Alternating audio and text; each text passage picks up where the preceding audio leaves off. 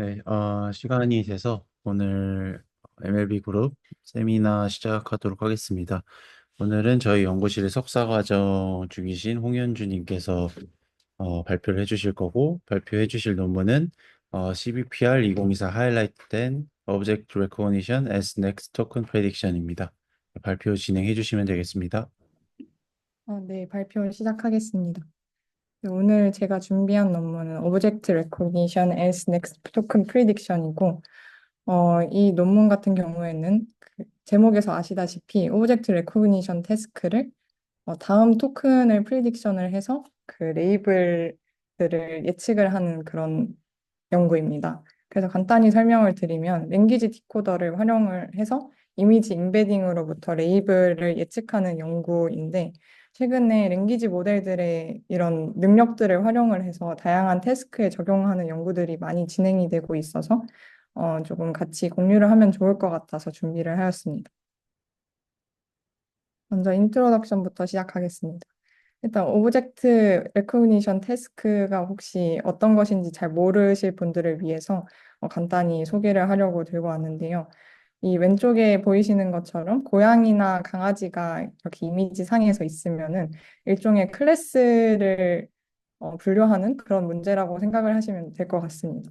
그래서 뭐 이미지 상에서 고양이가 있으면은 뭐 캣이라고 얘기를 예측을 하는 그런 태스크입니다. 근데 저는 처음에 오브젝트 레코그니션 태스크를 들었을 때 뭔가 오브젝트 디텍션 태스크와 어떤 차이가 있는지 조금 모호했던 것 같습니다. 그래서 간단히 이 부분에 대해서 좀 설명을 드리면 여기서 보이시는 것처럼 오브젝트 레코그니션 태스크 같은 경우에는 이런 식으로 그 해변에 있는 이미지가 주어지면은 여기 이 이미지를 통해서 알 수 있는 어, 클래스들을 예측을 하게 됩니다. 그래서 사람들이 처음에 딱 이미지를 보면은 뭔가 뭐가 있는지 이렇게 한눈에 알아볼 수 있는 것처럼 레코그니션 태스크도 이런 식으로 어떤 것들이 있는지 레이블들을 보이게 됩니다.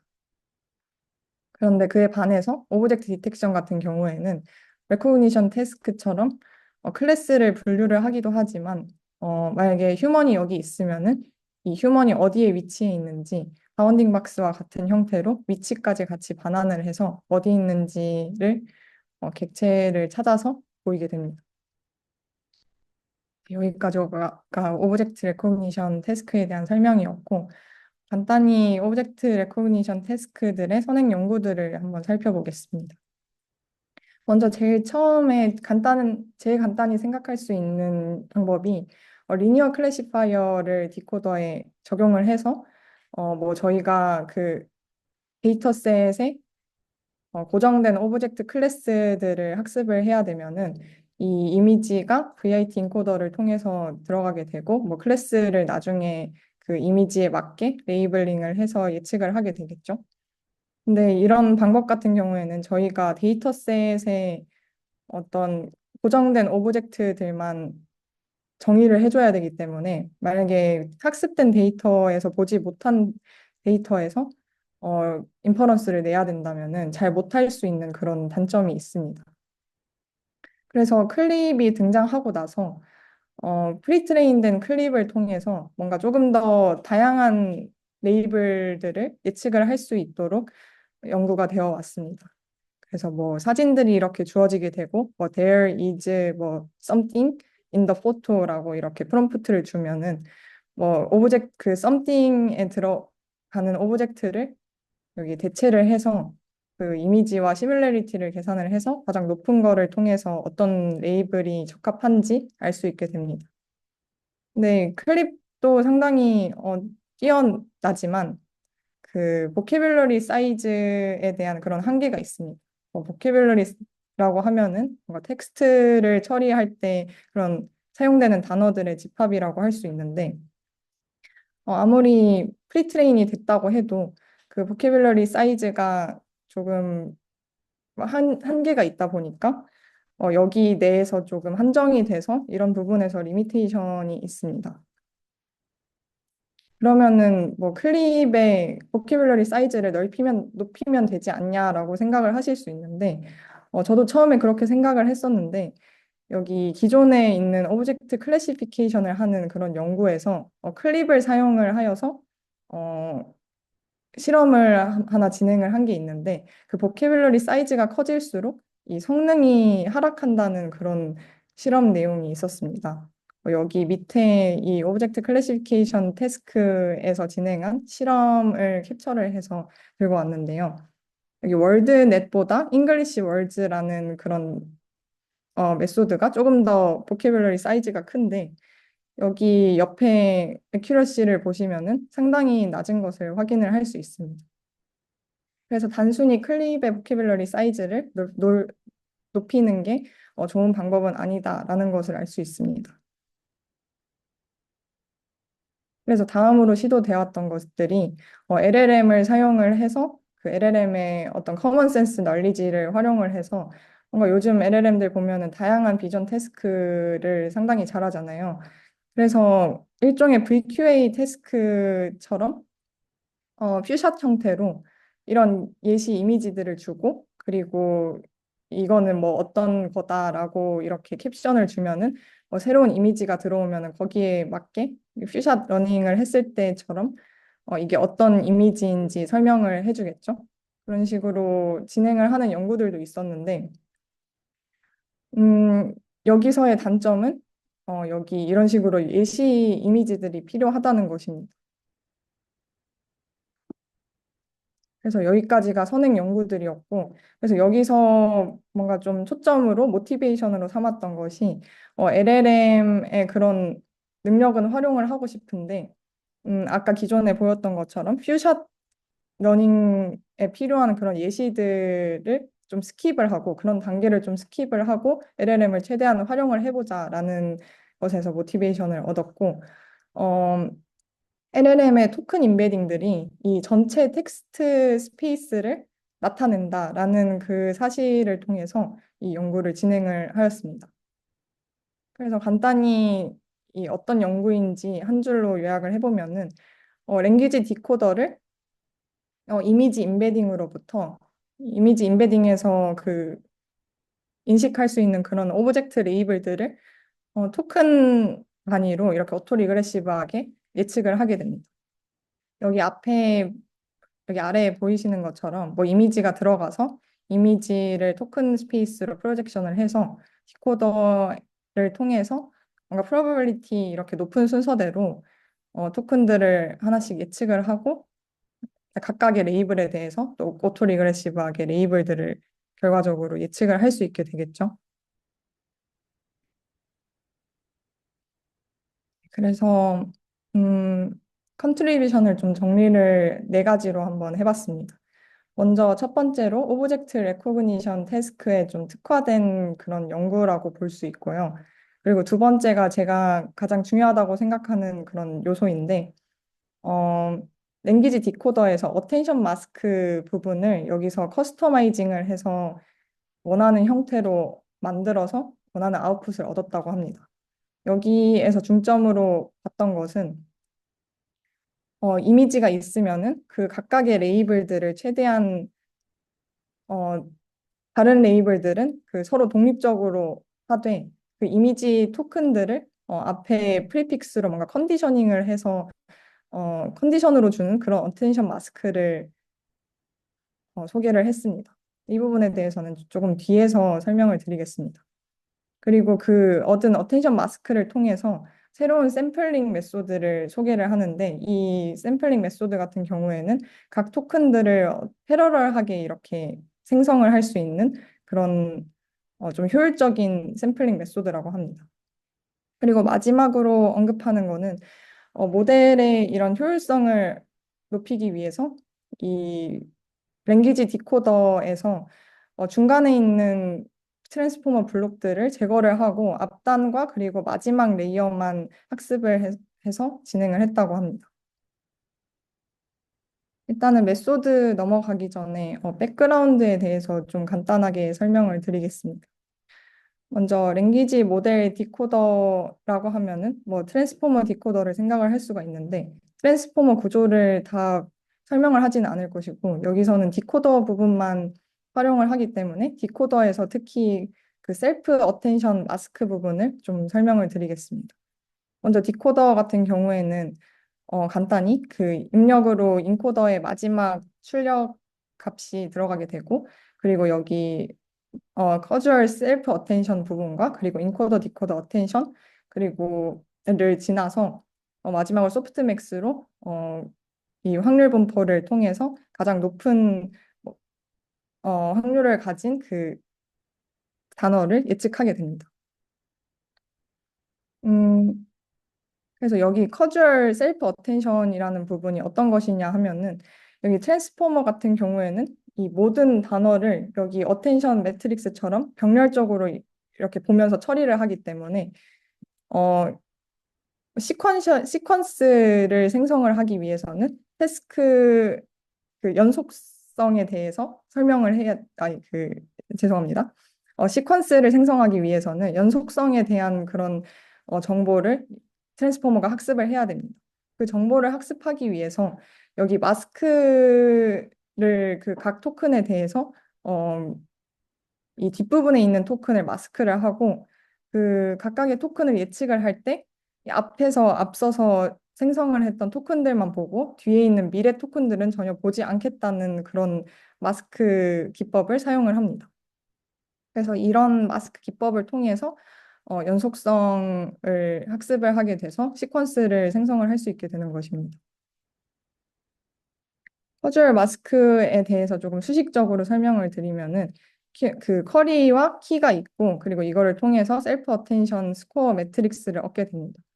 이 얻은 스코어 매트릭스를 그냥 사용하는 게 아니라 이전에 설명드렸던 것처럼 어텐션 스코어 매트릭 그 마스크를 통해서 여기 미래에 있는 부분은 마이너스 무한대로 설정을 하고 이 두 개를 더해서 최종적인 마스크가 더해진 매트릭스를 얻게 됩니다.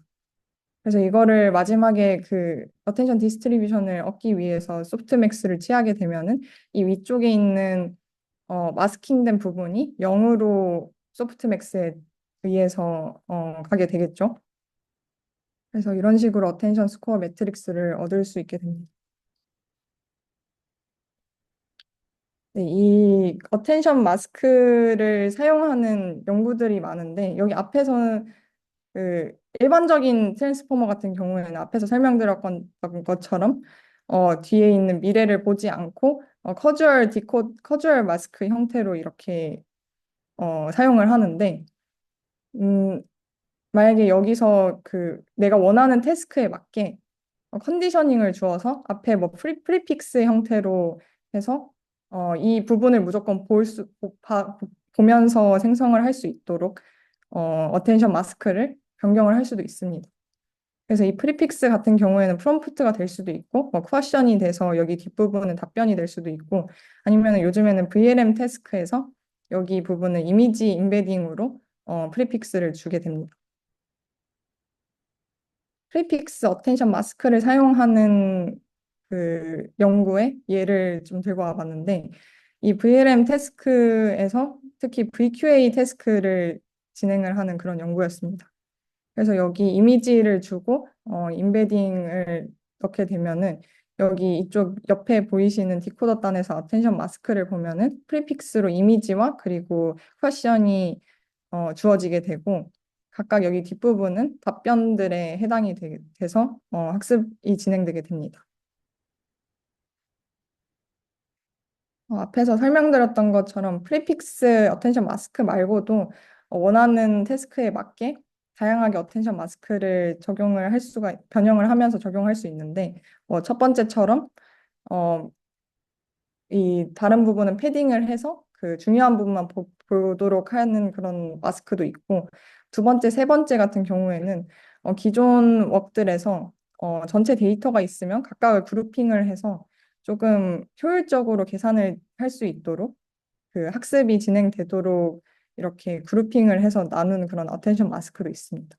그리고 마지막 마스크 같은 경우에는 아까 보여드렸던 프리픽스의 추가로 여기 뒤에 각각에 대해서 뭔가 VQA를 예시로 들면은 여기가 퀘션이 되고 답변들이 이렇게 되겠죠. 근데 그 각각의 답변들은 서로 연관성이 없으니까 이런 식으로 이쪽은 마이너스 무한대로 취급을 하게 됩니다. 그래서 여기 이쪽은 마스킹이 되어서 각각의 레이블은 앞에 퀘션과 연관이 되어 있지만 그 답변들 사이에서는 그런 연관성이 없게 되죠.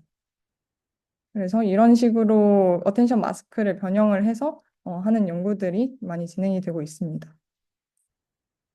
일단 여기 이 연구에서 사용하는 어텐션 마스크 같은 경우에는 마지막에 있는 이 네 번째 마스크와 조금 유사한 형태를 지니게 됩니다.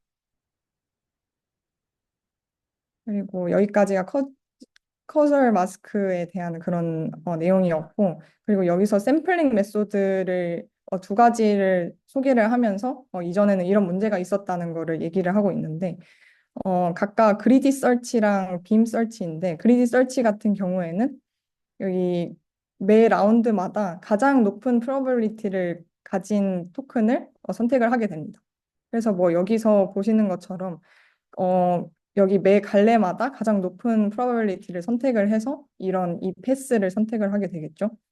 그리고 빔 서치 같은 경우에는 어, 누적된 프로버빌리티가 가장 높은 패스를 선택을 하게 됩니다.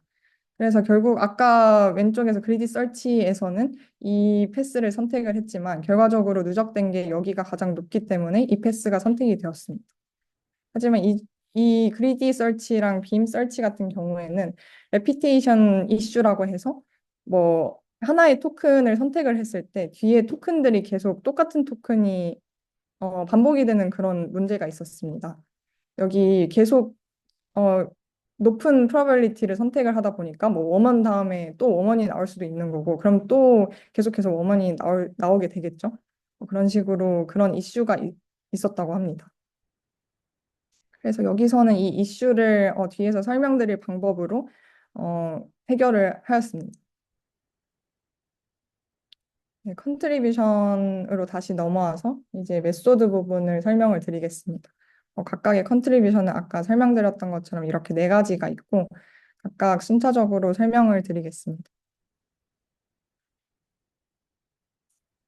먼저 메소드를 진행하기 앞서서 이 데이터셋 같은 경우에는 뭐 기존의 그 오브젝트 레코그니션 최근 방식들은 VK 메소드를 활용을 하는데 이미지 퀘스천 앤서 이렇게 트리플렛으로 수집을 해야 돼서 이런 번거로움을 줄이기 위해서 여기서는 그 이미지 어, 기존의 이미지 캡셔닝 데이터셋에서 명사들만 추출을 해서 레이블들을 생성을 하였습니다. 그래서 그 생성된 레이블을 통해서 학습을 진행을 합니다. 그래서 이렇게 레이블만 뽑게 되면은 나중에 뭐 VK에서 앤서가 주어지면 뭐 후처리를 해서 레이블을 뽑아야 되는데 그런 번거로움이 사라지게 됩니다. 다음으로 메소드 부분입니다.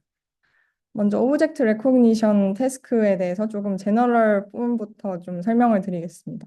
먼저 오브젝트 레코그니션 태스크는 이런 식으로 이미지 임베딩을 XV라고 하면은 여기 텍스트 임베딩을 W라고 하게 되면은 이게 XV를 프로젝션을 해서 W의 텍스트 스페이스로 보내게 되고 결과적으로 소프트맥스를 통해서 뭐 가장 높은 프로바빌리티를 가지는 그런 레이블을 선택을 하는 그런 리니어 뭐 클래시파이어 같은 형태로 진행을 하게 됩니다. 그래서 여기서는 오토 리그레시브하게 진행을 해야 되기 때문에 여기 앞에서 그 위에 있는 수식을 조금 변경을 해서 XV 이미지 임베딩을 통해서 어, 이 토큰을 그 추출을 할 수 있도록 이렇게 변경을 하였습니다. 그래서 여기 F 같은 경우에는 기존에는 프로젝션인데 디코더 형태로 바뀌게 되었고 그리고 W 같은 경우에도 여기는 랭귀지 모델을 사용을 하니까 음, 조금 더 그 이전에 클립을 사용을 했을 때보다 조금 더 넓은 토큰 그 텍스트 스페이스를 가지게 됩니다. 네, 그리고 다음으로 어, 여기 랭귀지 모델이기 때문에 이 그 프롬프트를 구성을 해서 넘겨줘야 됩니다. 그래서 프롬프트가 the objects in the image are이라고 구성을 하게 되고 이 프롬프트에 대한 토큰 임베딩을 XP라고 하면은 여기 인풋 토큰 임베딩을 이런 식으로 구성을 하게 됩니다. 여기 XV는 아까 이미지 임베딩이고, 그리고 이 이미지 토큰 같은 경우에는 이 프롬프트를 분리해주는 그런 역할을 하게 됩니다. 그래서 이런 식으로 해서 콘캣해서 구성을 하게 됩니다. 그리고 이거를 어토리그레시브하게 만들기 위해서 이 probability L을 이런 식으로 구성을 하게 됩니다. 그래서 오토리그레시브하게 그 동작을 하기 때문에 인풋 임베딩과 그리고 앞에 나왔던 그런 토큰들을 컨디셔닝 하여서 다음 토큰을 예측을 하는 형태로 구성이 됩니다. 네, 여기까지가 그 어토리그레시브하게 진행을 하는 그런 방식에 대한 설명이었고, 다음으로 여기서 컨트리뷰션으로 내세우는 그런 새로운 non-causal 마스킹 기법을 설명드리겠습니다. 아까 백그라운드에서 설명드렸던 것처럼 커설 마스크 같은 경우에 연속성을 고려하기 위해서 여기 미래에 있는 이 위에 삼각형 부분을 마이너스 인피니티나 혹은 인피니티로 보내서 마스킹을 하게 됩니다. 그런데 여기서는 이거를 변형을 해서 여기 앞에 프리픽스로 XV, 그러니까 이미지 임베딩과 그리고 프롬프트 토큰 임베딩을 이렇게 프리픽스로 넣어주게 되고, 그리고 뒤에 K개의 레이블들이 주어지게 되면은 여기 K개의 레이블들에 대한 각 레이블에 대한 토큰들을 이런 식으로 구성을 하고, 여기 이 부분이 마스킹이 된 이유는 아까 백그라운드에서도 간단히 VK 태스크를 설명하면서 말씀을 드렸었는데, 이 각 레이블들이 이 프리픽스를 컨디셔닝을 해서 이쪽을 보기는 하지만, 어, 각 레이블 간의 그런 상관관계는 없는 것입니다. 그래서 이 레이블들이 이미지와는 상관이 있지만, 각각은 이렇게 각각의 레이블은 독립적으로 적용을 하는 거죠. 네, 그래서 이런 식으로 어텐션 마스크를 구성을 하게 되었고, 여기 세퍼레이션 토큰 같은 경우에는 이 각각 레이블들을 구분을 하기 위한 그런 토큰으로 이 각 레이블이 언제 끝날지를 알려주는 그런 세퍼레이션 토큰이라고 생각하시면 됩니다. 라이클리후드 같은 경우에는 아래와 같이 아까 이전 슬라이드에서 보여드렸던 오토 리그레션이랑 좀 비슷한데, 음, 이제는 여기 각 레이블에 대해서 독립적으로 이렇게 probability가 계산이 되게 됩니다. 그래서 각 레이블에 대해서 뭐 TK개의 토큰이 있다고 하고 또 플러스 1로 세퍼레이션 토큰이 이렇게 주어지게 되면은 각 레이블에 대해서는 그 앞에서 생성했던 그 레이블에 대한 토큰들을 컨디셔닝하고, 그리고 인풋 임베딩을 이렇게 컨디셔닝을 해서 이 다음 토큰을 예측을 하는 그런 구조입니다. 네, 이런 non-causal 마스킹 기법을 통해서 여기서 원샷 샘플링이라는 것을 거기서 영감을 얻게 되었는데, 이 원샷 샘플링이라는 게 사실 뭔가 조금 거창해 보였는데 사실 별거는 아니었습니다. 그 이전에 non-causal 그 마스킹을 보면은 레이블 간에 서로 연관관계가 없기 때문에 한 번 디코더를 타고 그 토큰을 예측하게 되면은 probability 높은 순으로 이렇게 각 레이블에 대한 첫 번째 토큰들이 예측이 되게 됩니다. 그래서 이거를 또 다시 한번 디코더를 거쳐서 다음 토큰을 또 각각의 레이블에 대해서 예측을 하게 되는 것이죠. 그래서 이거를 원샷 샘플링을 뭐 이런 식으로 한번 디코더를 거쳤을 때 레이블이 한 번에 이렇게 예측이 된다, 뭔가 패러럴하게 예측이 된다고 해서 원샷 샘플링이라고 이름을 붙였습니다. 그래서 최종적으로 이렇게 프로베빌리티 높은 순으로 레이블들이 쫙 형성이 되게 되면은 결과적으로 탑 K개의 원하는 샘플들을 가장 높은 것들을 얻게 됩니다. 여기까지가 그 방법이었고, 또 마지막으로 이 여기서 좀 랭귀지 디코더를 조금 가볍게 만들기 위해서 여기서 가정을 하나 하는데, 이 레코그니션 태스크를 하는데 꼭 모든 파라미터가 필요하지는 않다 해서 여기서 나중에 실험해서 보여드리겠지만 앞단에 있는 트랜스포머 블록들과 그리고 마지막 파이널 아웃풋 레이어만 남겨두고 여기 중간에 있는 부분은 제거를 하게 됩니다. 여기서는 라마 7B를 썼고요. 네, 여기까지가 메소드에 대한 설명이었습니다. 혹시 질문이 있으실까요?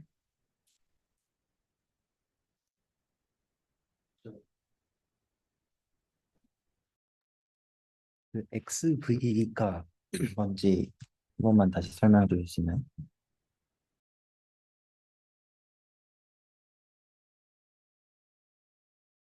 그 XV가 그냥 뭐 이미지를 인코딩을 해서 그 이거를 토큰 레벨로 인베딩한 그런 벡터라고 생각을 하시면 됩니다. 그러면 다음 슬라이드에 이렇게 이미지가 그 컨캣 되는 거는 다른 얘기인가요? 아니, 똑같은 건데, 이거를 그 토큰 인베딩으로 이미지를, 어, 변환을 하여서, 여기 아까 프롬프트 토큰 인베딩이랑 컨캣을 한 것입니다. 알겠습니다.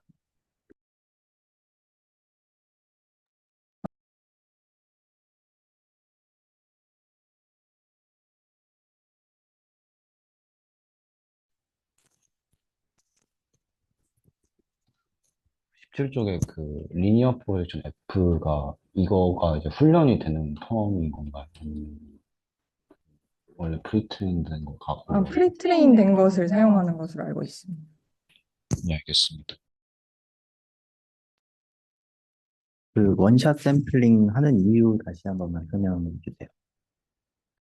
원샷 샘플링을 하는 이유가, 제가 좀 빼먹은 것 같은데, 아까 그 샘플링 기법들을 설명을 했을 때, 기존의 방법들은 레피테이션 이슈라고 해서 계속해서 반복되는 그런 문제가 생길 수 있다고 했잖아요. 근데 만약에 원샷 샘플링을 하게 되면은 각각의 레이블에 대해서, 이렇게 서로 다른 레이블에 대해서 한 번에 토큰이 생성이 되기 때문에, 이런 레피테이션 문제가 사라지게 된다고 합니다. 한번 각각 다른 레이블에 대한 그 이니셜 토큰을 예측을 하고 그리고 결국은 또 각 레이블에 대한 토큰을 그 레이블을 완성하기 위해서 토큰을 또 여토 리그레시브하게 진행하기 때문에 이런 레피테이션 문제 같은 거는 없다고 봅니다.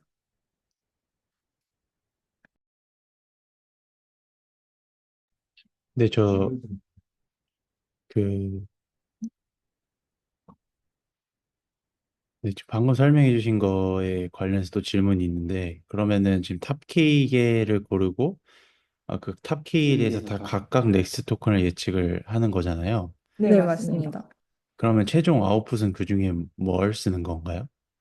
그냥 최종적으로 각 레이블이 그 세퍼레이션 이 엔드 토큰을 만날 때까지 생성을 다 하게 되고 그러고 나서 그냥 가장 높은 것 중에 뭐 탑 K 개를 그냥 레이블을 고르게 됩니다. 이 K 같은 경우에는 하이퍼 파라미터라고 생각하시면 될 것 같습니다. 아니요. 그러니까 제가 좀 헷갈리는 부분, 일단 원샷 샘플링이 이 논문에서 처음 제안한 방식인가요? 어, 네, 그런 걸로 알고 있습니다. 네, 그렇다고 한다면은, 그러니까 지금 그럼 탑 K개를 고르면은 그 뒤에 이제 연속해서, 계속해서 어떤 오브젝트의 클래스를 예측을 해나가면 그 연속된 답이 K개가 생기는 거잖아요. 지금. 맞나요? 네, 맞습니다.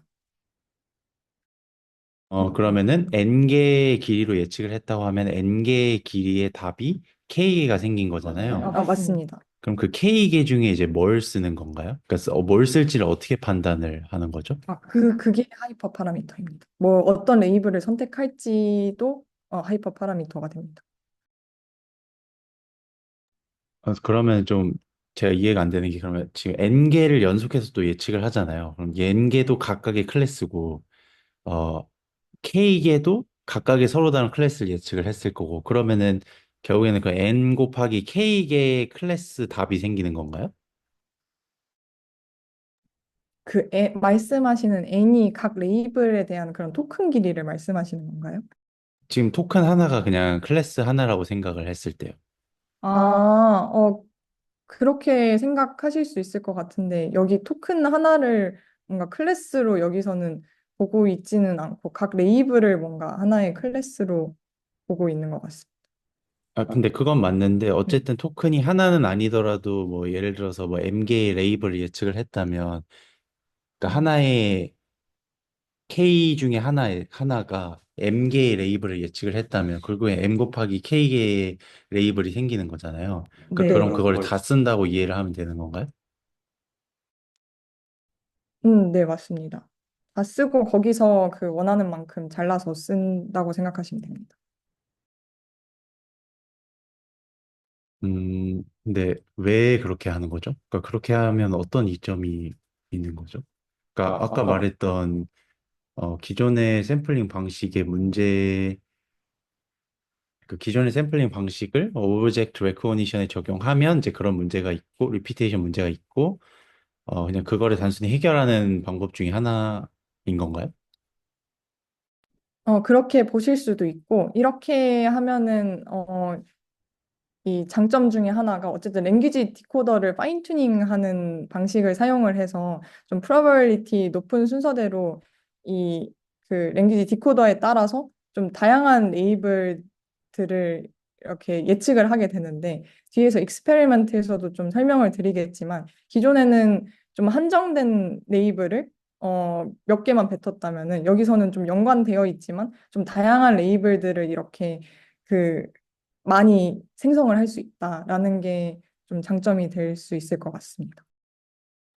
네. 그러면 정리를 하자면, 그러니까 이제 기존의 넥스트 토큰 프레딕션에서는 예를 들어 처음에 캣을 하나를 뱉으면 그와 관련된 이제 뭔가를 뱉는 형식으로 보통 이제 넥스트 토큰 프레딕션이니까 전에 들어온 걸 보고 예측을 하니까 뭔가 관련된 게 이렇게 쭉 나오니까 다양한 게 많이 안 나왔는데 원샷 샘플링을 이용하면 처음부터 이제 K개의 다양한 것부터 시작을 하니까 더 다양한 레이블을 얻을 수가 있다라는 걸로 이해를 했는데요. 근데 그러면은 오히려 그 레코그니션에 대한 정확도는 좀 떨어질 수도 있을 것 같은데 그건 아닌가요? 그러니까 예를 들면 뭐 리콜은 올라갈 수 있어도 프리시전은 좀 많이 떨어질 것 같다는 생각이 좀 들거든요. 정확하십니다. 그 뒤에 익스페리먼트 보면은 딱 예상한 결과대로 나오는데 저도 사실 정확도가 좀 상당히 낮을 거라고 예상을 했지만 기존의 그 오픈 보캐블러리 세팅에서 오브젝트 레코그니션 태스크를 진행한 모델을 보면은 어, 이런 식으로 그 다양한 레이블을 이렇게 생성을 하는 게 조금 더 뭔가 선택지가 좀 다양해서 정확도가 높은 경우도 있었습니다. 그러면 한 가지 더 질문이 있는데요. 그러니까 그렇다면은 제가 생각하기에는 그러니까 처음에 하나를 예측을 하고 거기서 탑 K개를 골라서 그냥 K개만 쓰면 될 것 같은데 굳이 음. K개에서 시작해서 다시 몇 개의 레이블을 뽑는 거는 왜 그렇게 하는 거죠? 그러니까 그랬을 때 뭐 얻는 이점이 좀 별로 없다는 생각이 많이 드는데 그거에 대해서는 어떻게 생각하시나요?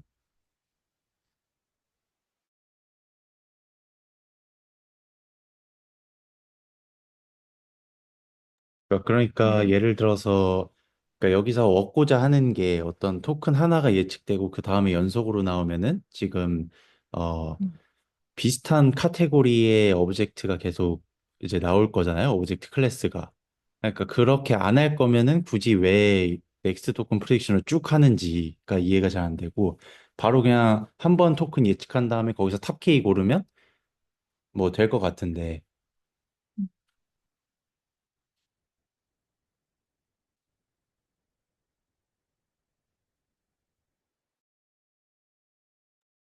아니면 혹시 그게 예를 들어서 처음 캣을 예측했을 때 다음으로 그러니까 유사한 카테고리 레이블일 수도 있지만 뭐 아닐 수도 있으니까 결국에는 여러 개로 하는 게 그걸 총합적으로 뭐 원하는 걸 만족하려면 그렇게 해야 되는 건가요?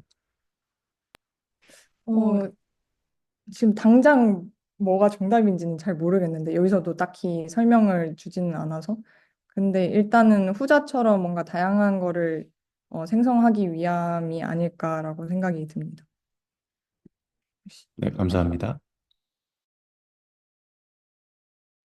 그 앞선 질문에 대해서 제가 추가적으로 답변을 하면은 그 지금 질문 주신 게 탑 K개를 뽑아서 그냥 그 K개를 쓰면 될 것 같은데 왜 추가적으로 이어서 샘플링을 하는지를 질문 주신 것 같아요. 근데 논문에서는 이제 저 그림 예시를 보면 카르트라는 단어가 있는데 실제로는 저 클래스가 칼툰인데 클립 임베딩에서 저 토큰 나뉘는 게 카르트랑 그 뒤에 문으로 이렇게 따로 되어 있어서 그거를 한꺼번에 하나의 레이블로 얻기 위해서는 이런 방식으로 추가적인 샘플링이 필요하다고 합니다. 아니, 그건 이제 넥스트 토큰 프리딕션에서는 그런 건데 제가 이제 메인으로 질문한 거는 레이블을 왜 넥스트 토큰 형태로 여러 개를 예측을 해야 되느냐라는 게 질문이거든요. 그러니까 지금 제가 이해한 걸로는 그러니까 캣을 예측을 하잖아요. 그죠? 그러면은 캣 다음에도 레이블이 나오나요? 안 나오나요? 캣 다음에는? 제가 그 다시 설명을 드리면은 여기 한번 그 랭귀지 디코더를 거쳤을 때, 어, 이 probability 높은 순서대로 뭔가 토큰들이 이렇게 그 분포해서 나열이 될 거 아니에요? 그래서 처음에 이 생성한 그 토큰들이 각각이 서로 다른 레이블들을 이렇게 형성하는 그런 첫 번째 토큰들이 되게 됩니다. 네, 그러니까 제 질문은 제가 아까 처음에 질문했잖아요. 그러니까 그 제 질문은 뭐냐면 처음에 질문했던 건 캣이 예측이 됐잖아요. 그죠? 그러니까 그 뒤에 레이블이 추가로 M개가 더 나오냐. 그래서 최종적으로 얻는 레이블이 M 곱하기 K개의 레이블을 얻는 건지 질문을 했었어요. 근데 그게 맞다고 얘기를 하셨고, 맞나요? 그게? 그 레이블이라는 게 이 각각에 대한 이 클래스들 말씀하시는 거면은 처음에 생성이 될 때 한 번에 클래스들을 쫙 다 생성을 하게 됩니다. 그래서 아까 제가 조금 잘못 이해해서 그렇게 설명을 드린 것 같은데 한번 그 디코더를 한 번 딱 거쳐서 생성이 됐을 때 이미 레이블들이 그 퍼스트 토큰들이 다 생성이 돼서 어, 레이블들이 쫙 다 생성이 되게 되는 거죠. 그런, 네. 좀 설명이 잘 이해가 헷갈리는데, 그러니까 지금 이 그림을 보면요. 캣이라는 거 뒤에 바로 SEP 토큰이 나와서 스탑이 되잖아요. 네, 맞습니다. 그러니까 그러면 캣 뒤에는 레이블이 추가로 안 나오는 거죠. 맞습니다. 맞습니다. 그러면은 최종적으로 얻는 레이블은 어, M개 곱하기 K가 아니라 그냥 K개의 레이블을 얻는 거잖아요. 그죠? 네, 맞습니다. 네, 그러면 제가 질문했던 게 좀, 네, 내용이 달라지는 거죠. 제가 그 초반에 좀 질문을 잘못 이해한 것 같습니다. 네, 일단 알겠습니다.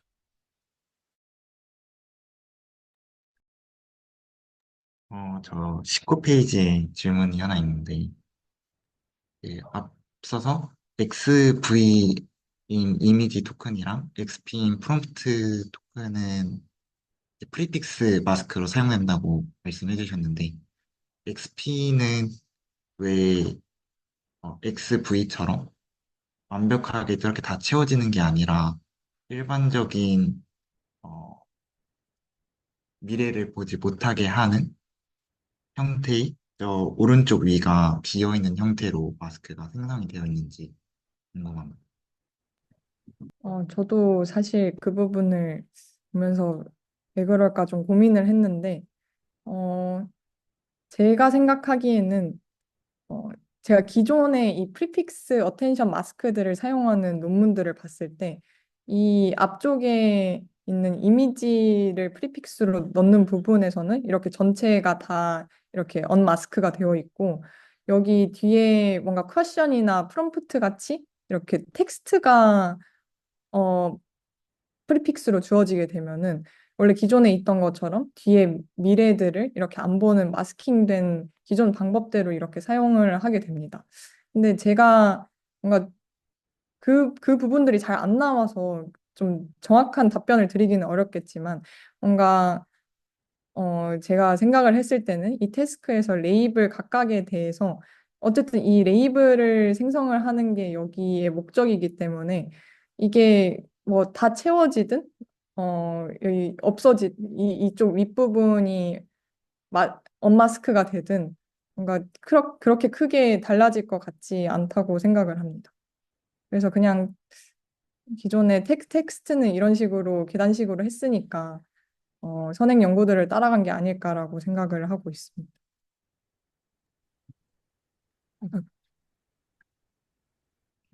방금 질문하신 거에 또 연관돼서 좀 질문이 있는데, 이 마스킹 형식으로 모델 자체가 처음부터 학습된 것은 아니잖아요. 네, 맞습니다. 그러면은 그러니까 여기서 이미지를 인풋으로 받는 그 파트는 원래부터 이미지를 받게 학습이 된 건 맞는 건가요? 프리트레인 될 때? 그러니까 멀티모달로 처음부터 프리트레인 된 어, 뭐 모델을 쓰는 건가요? 그거는 아닌 것 같습니다. 그냥 라마를 쓴다고 나와 있어서 네, 그건 아닌 것 같고 여기 태스크에 맞게 좀 변형을 한 것 같습니다. 토큰 단으로 내려서 그 텍스트 단으로. 그러면은 아까 전에 처음에 설명할 때 뭐 앞쪽 블럭이랑 마지막 트랜스포머 블럭만 이제 튜닝을 하는 걸로 이해를 했는데 그 부분에서만 이 마스크를 적용하는 게 아니라 전체 레이어에 대해서 다 적용을 하긴 하는 거죠? 네, 맞습니다. 근데 그 중간에 있는 부분은 그냥 네, 사용을 하지 않는 거죠. 그 뭔가 약간 모델을 축소시킨 느낌? 네, 알겠습니다.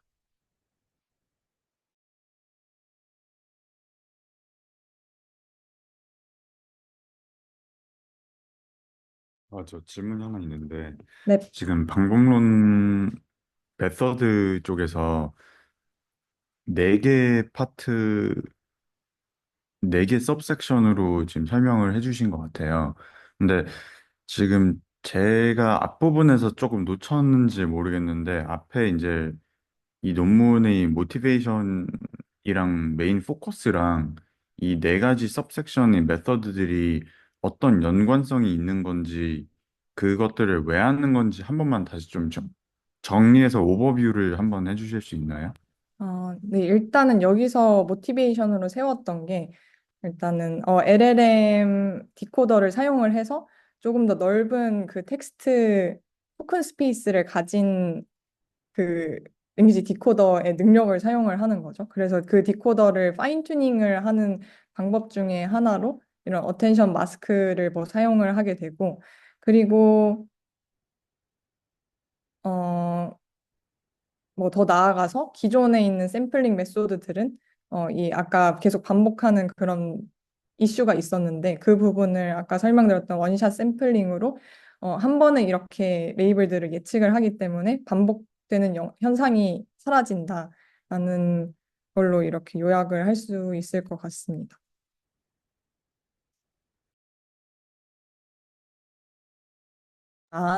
각각에 대해서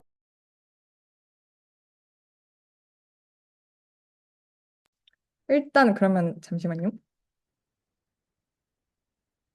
일단은 오브젝트 레코그니션 태스크를 타겟을 했는데 기존의 오브젝트 레코그니션 태스크 같은 경우에 뭔가 VQA 최근에는 VQA 방법을 많이 사용을 하고 있다고 해요. 근데 VQA 방법 같은 경우에 어 뭔가 퓨샷으로 진행이 되다 보니까 앞에 예시들을 이렇게 넣어줘야 되고 그거를 좀 줄이고 싶어서 이런 식으로 디코더 파인튜닝하는 방법을 사용을 했다고 합니다.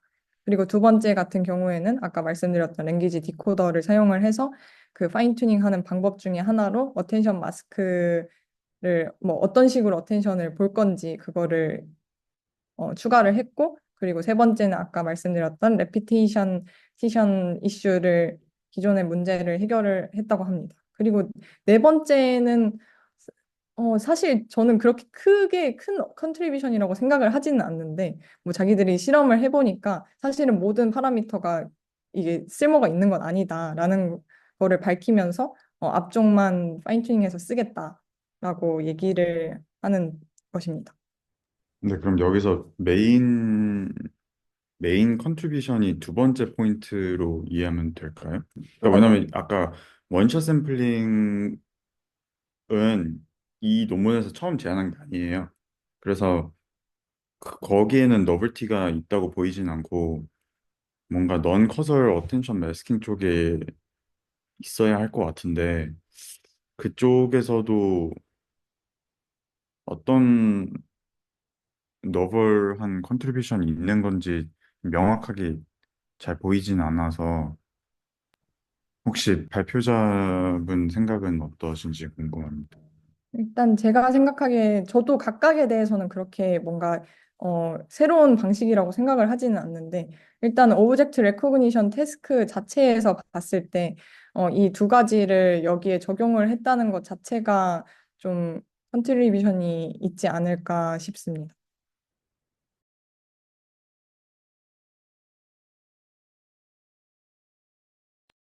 그 디코더 트렁케이팅 슬라이드에서 질문이 하나 있는데, 앞에 해당하는 VIT 모델에서 왜 뒷부분은 트레이닝이 되는지 따로 논문에 기술이 되어 있지는 않은 것 같은데, 혹시 이유에 대해서 알 수 있을까요? 제가 정확히 기억은 나지 않는데 저도 이거를 그 트runcating 부분을 좀 유심히 보지는 않아서 근데 익스페리먼트 섹션에서 여기 뒷부분에 토큰 하나를 같이 학습을 해서 이 임베딩 벡터를 어, 도출을 하는 것으로 알고 있습니다. 저거는 그냥 일반적으로 뭐 랭귀지 모델에다가 다른 모델리티 세울 때 보통 프로젝션 레이어만 튜닝 하잖아요. 네, 이러한 일로 이해되는데. 네.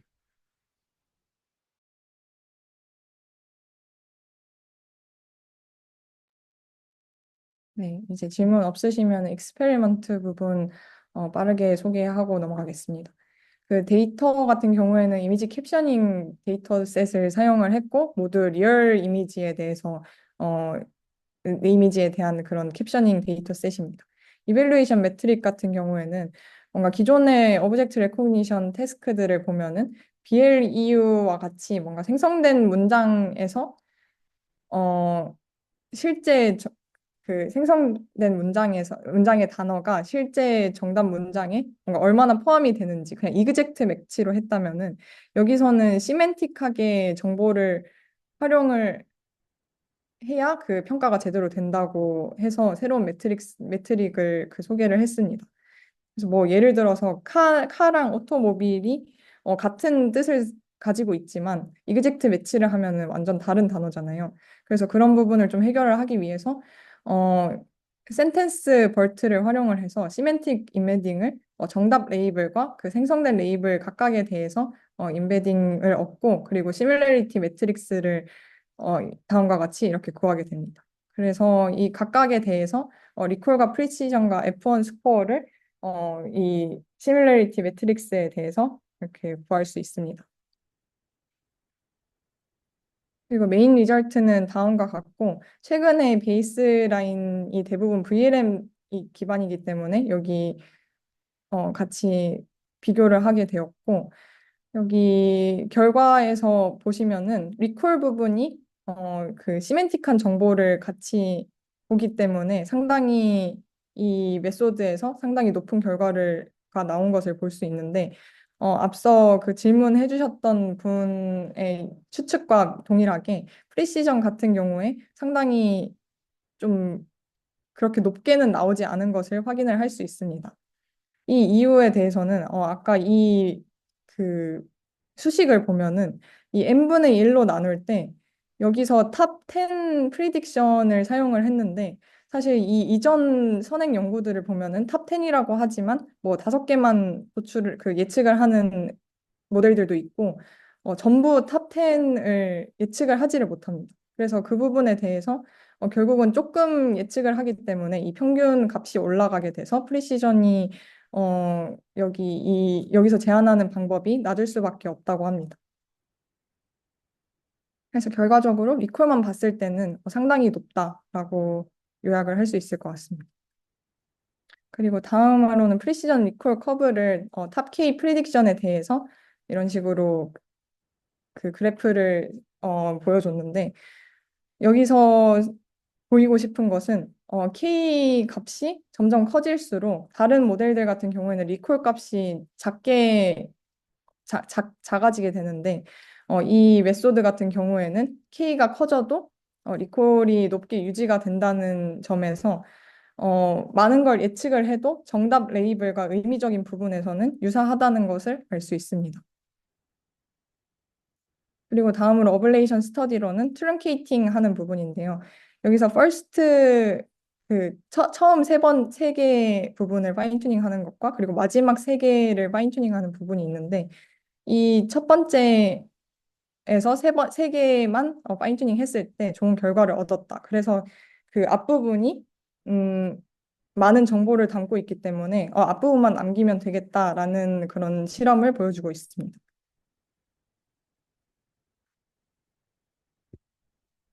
그리고 다음으로는 트렁케이팅 한 그 랭귀지 모델과 그리고 그냥 원래 작은 사이즈를 가진 랭귀지 모델 각각에 대해서 비교를 했을 때 트렁케이팅 했을 때 큰 랭귀지 모델을 트렁케이팅 했을 때 훨씬 좋은 결과를 나타냈다고 합니다.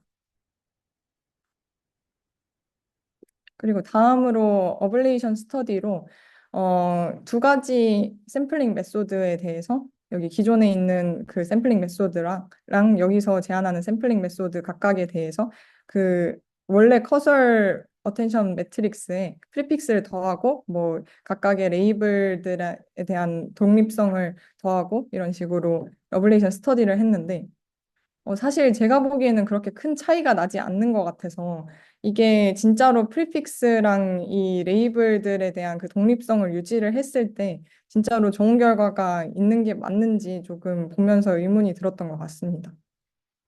근데 어쨌든 그 이 베이스라인에 이렇게 여기서 말하는 컴포넌트를 추가를 할수록 높은 결과를 보이기는 하고 있습니다. 그리고 마지막으로 아까 클립 모델, 클립 같은 경우에 보캐블러리 사이즈가 커질수록 퍼포먼스가 낮아진다고 했는데 그거에 대한 실험 결과를 또 여기서 같이 소개를 했습니다. 여기서는 탑 100에 대한 프리딕션을 하였는데 클립 모델, 이 회색으로 칠해진 클립 모델이 기존에 있는 보캐블러리 사이즈고 그리고 이거를 밑에 거가 이거를 크게 키웠을 때의 결과입니다. 그랬을 때 보면은 이 두 가지 중에서 회색이 좀 더 높다는 것을 확인을 할 수 있죠. 이거는 그냥 그 시각적으로 나타낸 것이고 여기 왼쪽 부분이 이 방법에서 프리딕션 한 부분이고 이 오른쪽은 요즘 GPT-4V가 좋은 성능을 내고 있으니까 이 부분에 대한 그 레이블을 이미지를 주고 한번 생성을 해봐라 라고 했을 때 뱉은 답들입니다. 그랬을 때 제가 느끼기에는 뭐 하나하나 짚어서 설명을 드릴 수는 없지만 좀 더 여기서 제안한 방법이 좀 더 뭔가 일반적인 뭔가 하이 레벨에서의 그런 카테고리에서 다양한 레이블들을 뱉는 것을 확인을 하였습니다. 그리고 마지막으로 앞서 설명드렸던 것처럼 K가 뭐 100으로 많이 늘어나도 좋은 결과를 보이고 이 오픈셋에서도 인식을 잘한다고 합니다. 그래서 결과적으로 이 메소드 자체가 다양하고 뭔가 이미지와 문맥적으로 유사한 레이블들을 많이 생성을 하는데 좀 강점이 있는데 최근에 오픈소스 레코그니션 모델의 답변과 비교를 했을 때도 이 오픈소스 여기 recognize anything이라는 이 모델의 답변을 보면은 이런 식으로 좀 뭔가 그렇게 다양한 레이블들은 예측을 하지 못했습니다. 그런데 여기 밑에 여기 메소드에서 활용한 탑 20의 프리딕션을 보면은 조금 더 뭐 다양하게 소라라는 이런 글자도 보이고 뭐 텍스트, 뭐 블루 이런 식으로 좀 더 다양하게 캡션 그 레이블이 예측이 된 것을 보고 랭귀지 디코더에 이런 그 뭐야지 커먼 센스라고 해야 되나? 그런 지식들을 같이 활용을 해서 조금 더 풍부한 레이블들을 어, 그 예측을 할 수 있었다고 생각을 합니다. 네, 마지막으로 리미테이션 부분인데 간단하게 설명을 드리면 아까 말씀을 드렸던 그 원샷 샘플링 메소드에도 사실 이슈가 하나 있는데요. 이 원샷 샘플링이 아까 디코더를 한번 거치고 모든 레이블의 첫 번째 이니셜 토큰에 대해서 예측을 하는데 만약에 이니셜 토큰이 똑같은 게 여러 레이블이 있다고 하면은 음, 다음 그 레이블들 중에서 하나만 선택을 할 수밖에 없을 것입니다. 그래서 이 부분을 리미테이션으로 얘기를 하고 있는데 사실은 그 라지 스케일에서의 앞서서 결과를 보면은 그렇게 큰 문제가 아닌 것 같다고 생각이 든 게 뭐 점수도 높고 그리고 레이블이 그렇게 겹치지 않을 거라고 예측을 하고 있습니다. 네, 그리고 탑 K 프리딕션 뭔가 많은 레이블을 프리딕션 하는 거에 조금 강점이 있다 보니 탑 1으로 했을 때 조금 액큐러시가 낮아지는 그런 현상이 있다고 합니다. 네, 이제 마지막으로 디스커션 부분입니다. 일단 그 제가 지금 연구를 진행하고 있는 것 중에서 뭔가 시뮬레이션 데이터, 이 로봇 시뮬레이션 데이터 같은 경우에는 기존의 비전 랭귀지 모델들이 이 시뮬레이션 데이터에 좀 익숙하지 않고 리얼 이미지에 특화되어서 학습이 되었다 보니까 좀 인식을 하지 못하는 그런 경우가 많았습니다. 그런데 여기 이 메소드에 인퍼런스를 내었을 때 뭐 보틀이라든지 와인이라든지 글래스 이런 식으로 시뮬레이션 이미지도 좀 잘 인식을 하고 있다고 느껴서 어, 리얼 이미지뿐만 아니라 다양한 이미지에 대해서도 좀 폭넓게 이해를 하고 있다고 느껴졌습니다. 네, 그래서 마지막 디스커션 부분으로 뭔가 이미지 캡셔닝을 기존보다 좀 더 파인 그레인드 된 것으로 좀 더 깊은 이미지 캡셔닝을 할 수도 있다고 생각이 들었고, 그리고 뭐 이미지를 넘어서 뭐 비디오 언더스탠딩에도 이 방법을 추가를 할 수 있을 것 같고, 음, 제가 느꼈던 거는 이 레이블들이 예측된 거를 보면은 조금 하이 레벨로 이렇게 뭐 캐시면 뭐 애니멀이라든지 조금 하이 레벨로 예측을 하게 되는데 그 부분들을 좀 뭐 샘플링 메소드를 바꾼다든지 아니면 로스 펑션에 뭐 카테고리별로 뭔가 웨이트를 준다든지 좀 더 향상을 시킬 수 있는 방법들이 있지 않을까라고 생각을 했습니다. 그래서 좀 뭔가 이 지금보다는 좀 더 디테일한 레이블들을 예측할 수 있지 않을까 싶습니다. 네, 여기까지 제 발표 들어주셔서 감사합니다. 네, 발표 감사합니다. 그 질문 있으시면 질문 손 들어주시고 온라인에 계신 분들은 손 들기 해주시면은 질문권 드리도록 하겠습니다. 28페이지에 대한 질문이 있는데요. 그쪽으로 혹시 다시 네. 여기에 대해서 그 결과 설명 다시 한 번만 해주실 수 있나요? 이 결과 같은 경우에는 탑 100으로 기존에 뭐 K는 5, 10 이런 그 실험들을 많이 보여드렸는데 100으로 좀 그 넓은 스케일로 프리딕션을 했을 때 어떤 결과가 있는지 클립이랑 비교를 했을 때 뭐 이런 식으로 나왔습니다. 그러니까 네, 이런 식으로 나온 게 네. 여기서 지금 말하고자 하는 핵심이 뭐죠? 일단은 기존 메소드보다 이 특히 리콜을 보면은 상당히 높은 그 성능 향상을 볼 수 있는데 뭔가 많은 레이블들을 프리딕션을 했지만 이미지와 상당히 의미적으로 유사한 레이블들이었다라는 것을 클립에 있는 결과와 비교를 했을 때 그 점을 알 수 있습니다. 근데 여기서 지금 평가되고 있는 데이터셋들이 CC3M이랑 오픈 이미지스가 어떤 데이터셋인지 혹시 간단하게 말씀해 주실 수 있나요? 그러니까 여쭤보는 이유가 여기에서 지금 메인 모티베이션을 삼고 있는 게 클립의 어떤 클로즈드 보캡에 대한 한계를 같이 지적을 하고 있는데 실질적인 평가가 완전한 오픈월드 세팅의 케이퍼빌리티를 측정할 수 있는 데이터셋 세팅에서 평가를 안 하고 있는 것 같아가지고 뭔가 이 여기서 보이고 있는 실험 결과들이 스토리 흐름상 유의미한지 잘 모르겠는데 혹시 제가 놓치고 있는 부분이 있을까요?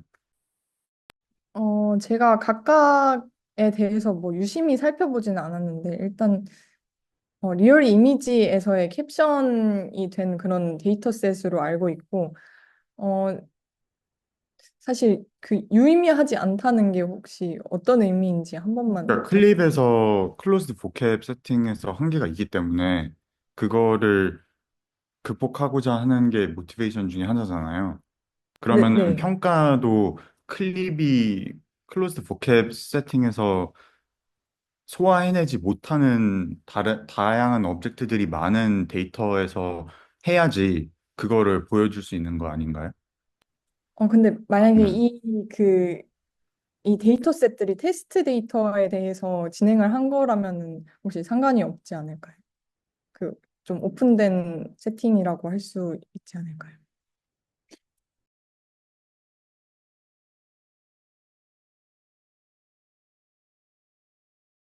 코코도 굉장히 일반적인 가장 흔한 이미지 데이터셋 중에 하나고 네. 클립이 당연히 트레이닝이 되어 있을 거고 오픈 이미지스랑 CCM3이 제가 자세히 보진 않아서 모르겠는데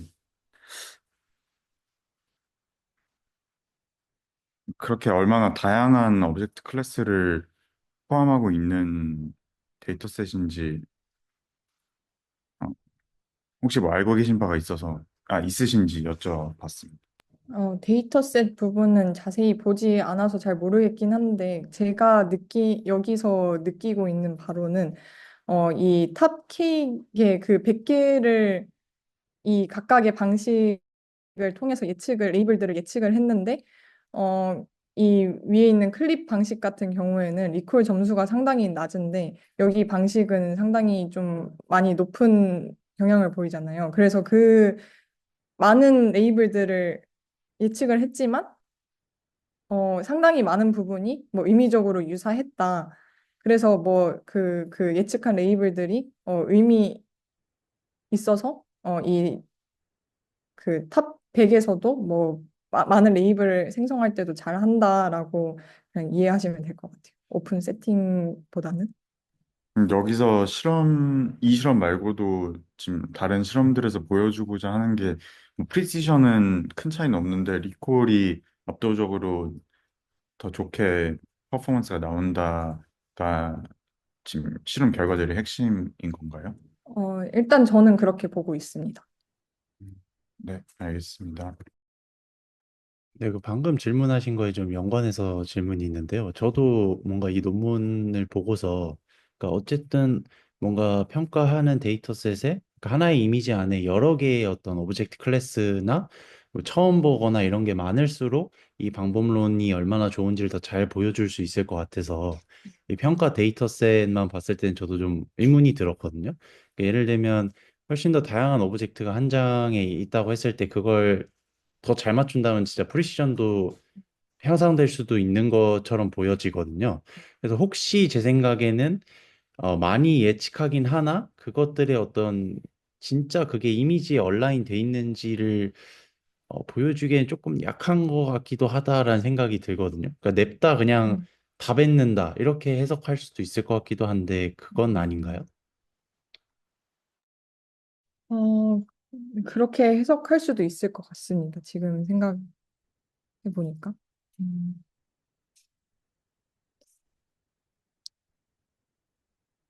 아니면은 뭐 완벽하게 이제 온라인된 평가 데이터셋이 없으니까 어 뭔가 그런 어쨌든 이미지에 있는 걸 뱉는다라는 거는 이런 프로바빌리티와 피겨 같은 걸로 이제 좀 보여줬다 이렇게 이해하면 될까요? 네, 그렇게 보셔도 될 것 같습니다. 여기 논문 어펜딕스에 보면은 사실 진짜 거의 한 10장 가까이가 이런 식으로 뭔가 각 이미지에 대해서 이렇게 레이블 어떤 식으로 예측이 되고 있는지를 보이고 있는데 그것들을 쓱 살펴봤을 때는 좀 다양하게 뭔가 좀 하이 레벨이기는 하지만 그래도 뭐 이 이미지에서 사실 여기 보면 빌딩이 엄청 작게 보이는데 여기 빌딩이라고 예측을 했잖아요. 그런 식으로 좀 다양하게 나름 예측을 하고 있다고 좀 시각적인 그 자료들로 확인을 했던 것 같습니다. 네, 감사합니다.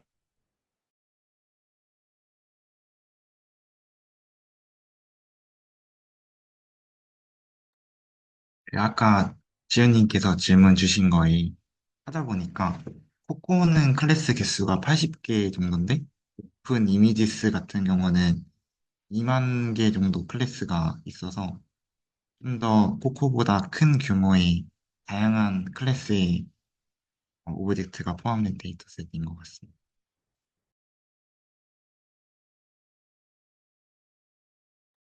네, 또 질문 있으실까요? 네, 더 질문이 없으신 것 같아서 오늘 세미나는 여기서 마무리하도록 하겠습니다. 감사합니다.